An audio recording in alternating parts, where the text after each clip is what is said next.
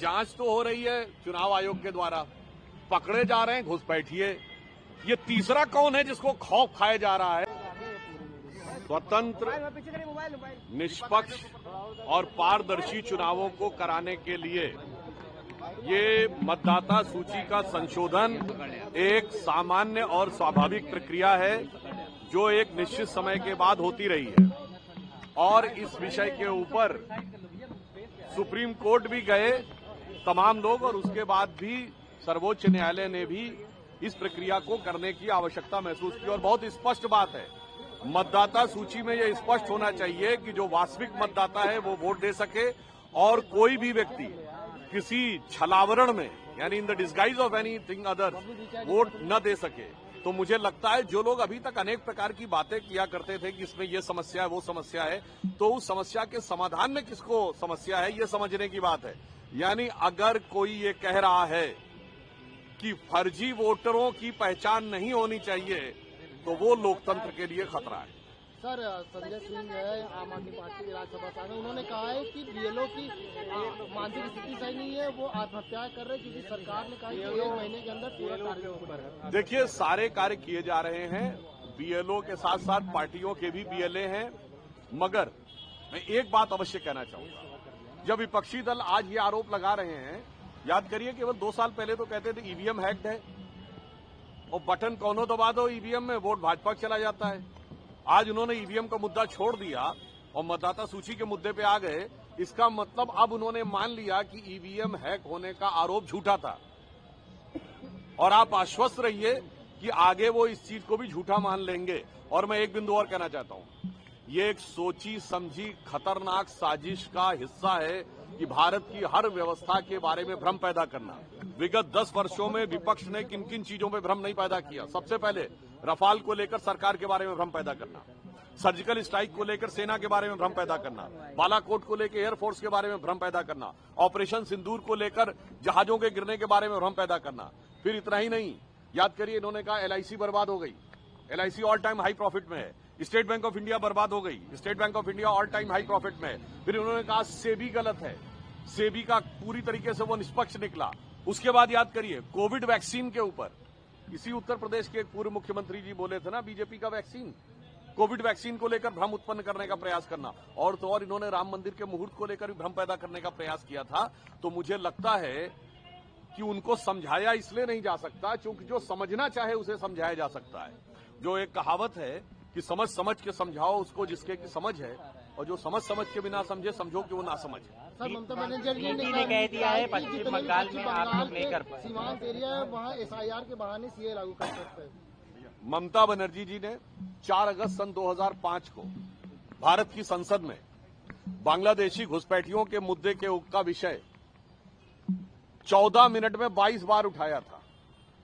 और जब उनको लगा कि इसकी अनुमति नहीं दी जा रही है तो भारत के इतिहास में, अब तो खैर इनके आने के बाद बहुत बार घटनाएं हो गई, पीठासीन सभापति के ऊपर फाइल फेंक दी थी। आज ममता जी को क्या हो गया? आज उसकी जांच नहीं होने देना चाहती हैं। ममता जी का वीडियो अवेलेबल है, इसमें वो कह रही हैं पूरी जांच होनी चाहिए, वरना ऐसा फर्जी वोटर बन के बूथ कैप्चरिंग करके और ये सारी चीजें करने का प्रयास कर रहे हैं।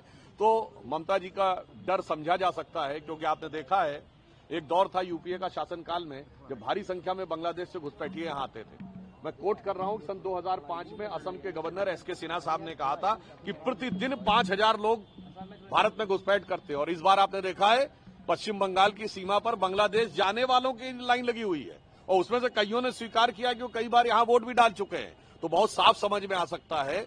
मैं एक लाइन में कहूं कि माननीय प्रधानमंत्री जी ने कल श्री राम मंदिर की ध्वजारोहण समारोह को में भाग लिया, तो एक तरफ हम हैं जो धर्म ध्वजा संरक्षक हैं और दूसरी तरफ विपक्ष है जो घुसपैठिया संरक्षक है। सपा के सांसद को आप लोगों ने नहीं बुलाया है और इसको लेकर भी वो हो रही है। पोस्टर लग रहा है, टीएमसी विधायक कह रहे हैं कि बाबरी मस्जिद की नींव रखेंगे, शिलान्यास करेंगे। सर, कैसे देख रहे हैं?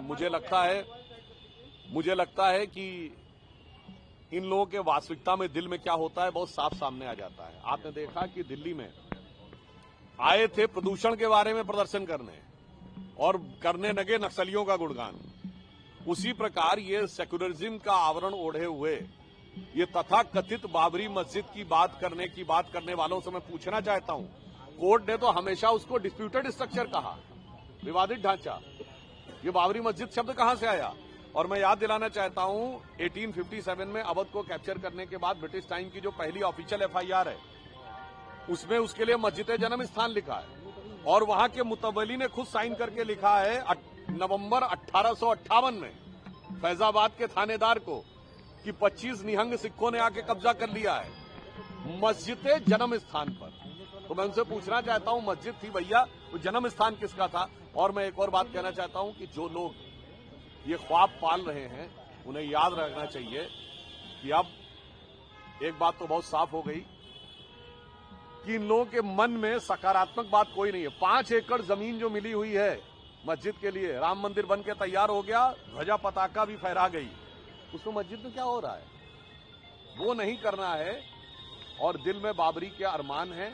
ये दर्शाता है कि तृणमूल कांग्रेस और विपक्ष के मन में जो कट्टरपंथी वोटों के साथ समझौता है, उस कारण से मैं एक शब्द में कहना चाहूंगा, ये लोग कहते हैं भारत में सेक्युलरिज्म खतरे में है। नहीं, सूडो सेक्युलरिज्म की वजह से भारत का भविष्य खतरे में है। सर, अखिलेश यादव कह रहे हैं कि यूपी में एसआईआर में लगभग 1.5 करोड़ वोट कटेंगे। अखिलेश यादव ने कहा है कि यूपी में एसआईआर पर 1.5 करोड़ वोट कट सकते हैं। अखिलेश यादव जी बहुत इजीली पहचान लेते हैं कि कौन सा वोट किसका है। तो मुझे ऐसा लगता है, एक मैं आपको एक कहावत सुनाना चाहता हूँ। आपने वो आल्हा सुना होगा ना, जो आल्हा बोला जाता है, उसमें एक लाइन होती है, एक का मारे दुई मर जावे, तीसर खौफ खाए मर जाए। तो भैया जांच तो हो रही है चुनाव आयोग के द्वारा, पकड़े जा रहे हैं घुसपैठिए। ये तीसरा कौन है जिसको खौफ खाया जा रहा है? जरा इसको